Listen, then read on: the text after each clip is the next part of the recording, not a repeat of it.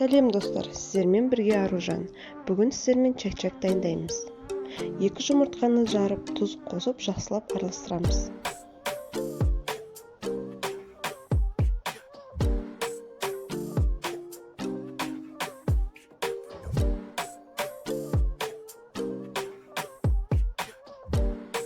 Оған кішкене су құямыз да, ұн қосып қамыр илейміз.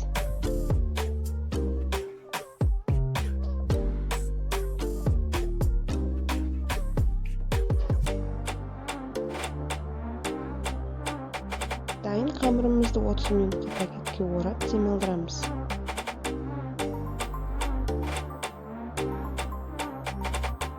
Демалған қамырымызды екіге бөліп, шұға етіп жаямыз.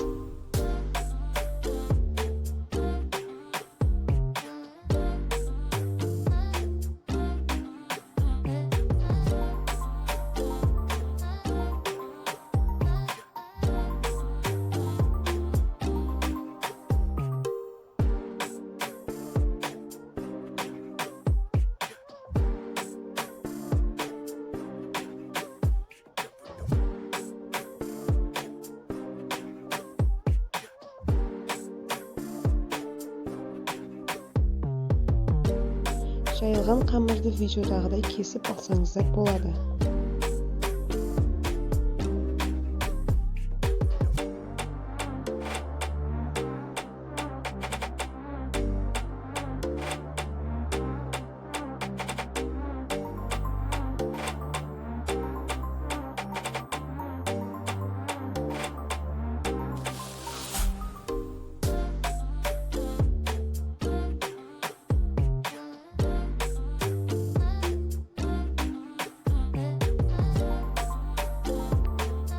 Алдын ала майды қыздырып алуды ұмытпаңыздар.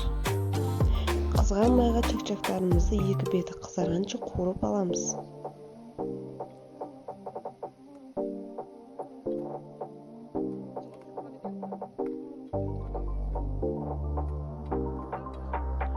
Қуырған чак-чактарға сгущенканы қосып жақсылап араластырыңыздар.